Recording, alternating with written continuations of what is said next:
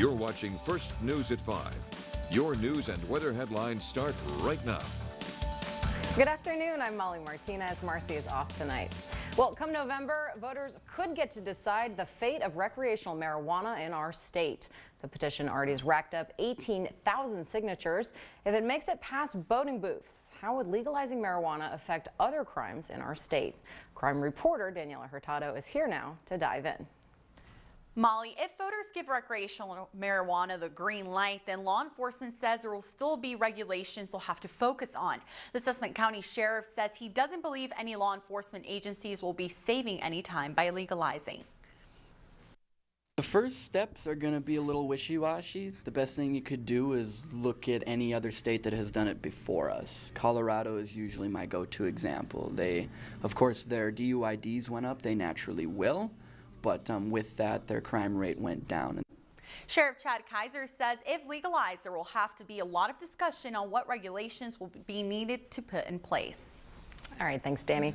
Over now to Kevin. Kevin, we've got a good problem today. Yes. There's not a lot going on above our skies. No, that's right. And we want that, right? State fair after all this. All right, good deal, Kevin. Thank you. Bet. All right.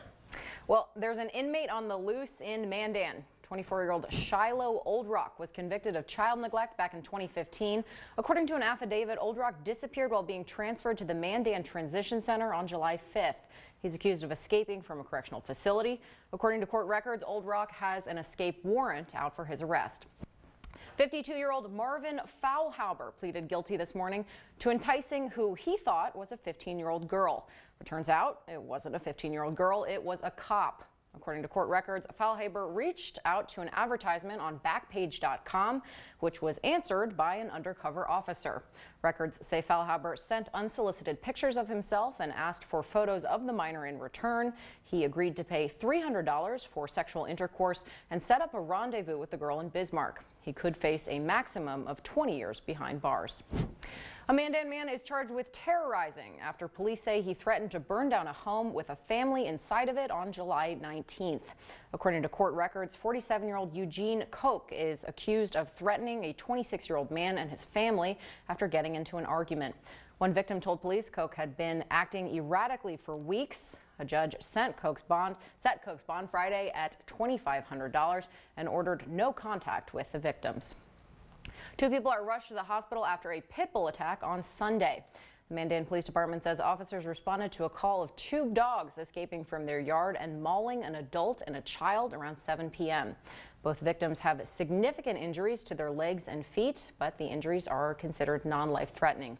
Police caught one dog but continue to search for a male pit bull with a docked tail and a blue collar. And a bizarre story out of Killdeer. Over the weekend, police say they responded to a call about a diabetic medical emergency, but when they arrived, they found the so-called victim was just extremely intoxicated. Someone offered him a ride home from the bar, but the house where he was dropped off wasn't his. Turns out it belonged to a gun-toting elderly couple. The intoxicated man began banging on the door and refused to leave. That's when the homeowner fired a rifle to scare him off, and it worked. The drunk man was arrested for criminal trespassing. The state's attorney's office is now investigating the incident to decide if the elderly man will get a criminal complaint. Several families are still displaced after a fire tears through a Lincoln apartment. The blaze broke out on Saturday. According to Bismarck Rural Fire, 2 to 4 families had to be evacuated and aren't able to return home. They're now getting help from the Red Cross and the Crisis Care Chaplaincy. Chief Michael Voigt says there's nothing suspicious about the fire and that it's being investigated by the state fire marshal. No injuries were reported. In state news, there's been a lot of talk of the new proposed Davis refinery and how detrimental it will be to our beloved Medora. Tonight, leaders are taking a look at the environmental impact statement. Reporter John Salling joins us now from the Community Center in Medora with a preview of tonight's meeting. Billings County says the river crossing, which has been in the works since 1974, is important for emergency services and local commerce to navigate the area. The main river crossings in the area are the Long X Bridge near Watford City and the interstate crossing at Medora, which are 70 miles apart by highway. 14 possible routes are being considered to provide a safe public crossing between those two. They hope to finalize on a preferred route after public input. Live from Medora for NBC North Dakota News, I'm John Salling. Oil prices are on the rise, which is putting our state $400 million ahead of projections. Office of Management and Budget Director Joe Morissette says the good news isn't a fix to the ongoing budget issues, but it's pointing us in the right direction. Morissette expects the general fund's second $200 million deposit threshold will be reached in July or August. Legacy United Methodist Church in North Bismarck is 4 months away from completing its $2 million youth ministry expansion project. The expansion includes 7 new classrooms along with 2 meeting rooms. The renovations are geared towards a more tranquil learning environment. It's also pretty exciting for us to know that we're growing to the point where we had to do an expansion so soon. Legacy Church moved into their new current location 5 years ago, and they're already expanding to accommodate new members. The project is expected to be completed mid-November. Around town, the city of Bismarck is hitting the brakes on a proposed autonomous bus rollout. Maddie Gelseth joins us now with more on that project. Maddie? Molly, the demonstration project looked at getting a self-driving autonomous bus. The driveless bus would make routes from the Capitol grounds to downtown Bismarck. The project is not going to be funded through federal aid dollars, but funding a project like this with a different source might still be a possibility for the city of Bismarck. A project like this was difficult to fund with federal aid because there's many restrictions and legal loopholes to jump through with funding equipment and technology that they might not have those rules written for yet. So it's definitely a significant hurdle to fund that through federal aid type dollars. The project costs around $80,000 and funding from a different source will be discussed during Tuesday's City Commission meeting. Still ahead on First News at 5, a special exhibit at this year's State Fair. We'll show you a look inside the touching tribute to 9/11. And later, the death toll is rising after a gunman opens fire on a busy Toronto neighborhood. This week marks the North Dakota State Fair up in Minot, and behind all the rides, food, and fun, there's another exhibit worth your time. It's dedicated to remembering 9/11, and reporter Molly Hurley shows us a look inside. We're here out front of the 9/11 Never Forget mobile exhibit, and if you haven't been able to make it out here to see it, we're about to give you an inside look. As you make your way through the exhibit, you get to relive the day that changed our country forever. September 11th, 2001 is stamped in history books as a series of 4 coordinated terrorist attacks, killing nearly 3,000 people. You'll find artifacts and informational booths throughout the exhibit that educate the public on the events of that tragic day. You have to deal with it, and you have to go on with your life. You don't forget it. And that's why I'm a volunteer. That's why the other gentlemen that are here, they're all former firefighters. I'm retired. That's why we volunteer. Now, the exhibit traveled 830 miles to get here from Washington, Iowa. So the exhibit will be going on all through the fair. So make sure if you haven't been out here yet, you're still coming out and paying tribute to all those that lost their lives on 9/11. Back to you. A few hours ago, authorities in Texas say they found another body inside a burned-out apartment complex in San Marcos, bringing the death toll to 4. And they say there still could be more victims. The raging fire ripped through the iconic Village apartment complex near Texas State University early Friday morning. The fire jumped from one building to another. Cell phone video shows massive flames shooting through the roof. Firefighters say some people jumped from the upper floors to escape. K-9 teams are on scene of a collapsed building in search of potential victims. This is in Miami. The 12-story building fell this morning. At least one person critically wounded by a large piece of flying debris.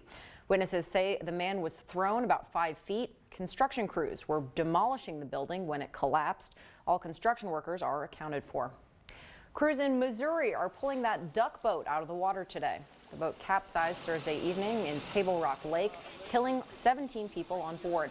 They say thunderstorms are to blame for the accident, but weather advisory was issued half an hour before the boat set sail. Olympic swimmer Ryan Lochte is in hot water again, this time for taking an intravenous injection and posting it online. The U.S. Anti-Doping Agency took notice and got him suspended for the second time. He says he still plans on training every day.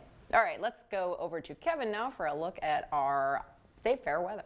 Yeah, no heat waves, right? It's going to be nice this week. Perfect timing for the State Fair. For those that like it a lot hotter, even more so than the 80s, but we do start to see that trend climbing up by the second half of the weekend. That's what I was going to ask. Are we out of the woods in terms of like oppressive heat? No. August and even September can be brutal, so we have a ways to go yet. All right, well, the pool's still open, so that's Oh, yeah. Up next on First News at 5, a call to action. This is First News at 5.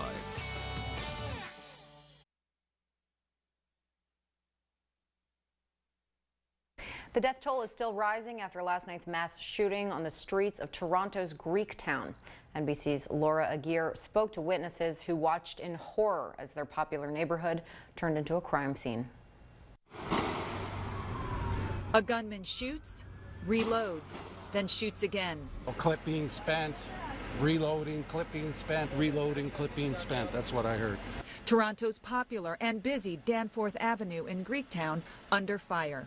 Witnesses, each the next potential victim, running for their lives. And I still didn't know what it was, and then more people were running, and so we started running it. Police say a gunman strolled along Danforth, peppering passersby and restaurant goers with bullets. After exchanging fire with police, the gunman, described as a 29-year-old male, was found dead, but not before 14 others were hit, with 2 of those victims now deceased. Police say Greektown was not a random target, and terrorism has not been ruled out. This terrifying night of gunfire stokes the flames of the gun control debate.